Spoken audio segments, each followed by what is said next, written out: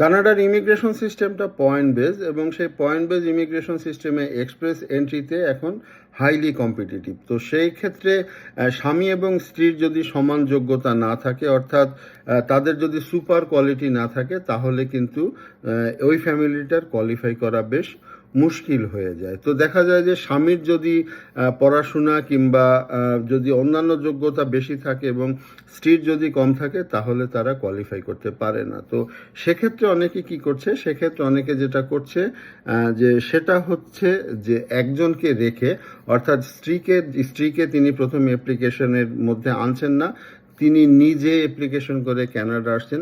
Canada আসার পরে তারপরে তার পিআর হওয়ার পরে ফ্যামিলির যে রিউনিয়নের স্ট্রিমটা রয়েছে, সেই স্ট্রিমে তাদেরকে ওয়াইফকে নিয়ে আসছে। তো এটি কোনো অবৈধ পথ না। অর্থাৎ আপনি যদি বলেন যে আপনার স্ত্রী আপনার সাথে এখন যাবে না, সেক্ষেত্রে আপনি আসতে পারেন। তো পরবর্তী সময়ে তিনি মাইন্ড চেঞ্জ অবশ্যই করতে পারে এবং সেক্ষেত্রে তাকে ফ্যামিলি রিউনিয়নের মাধ্যমে নিয়ে আসতে পারেন। তো বিষয়টি ট্রিকি।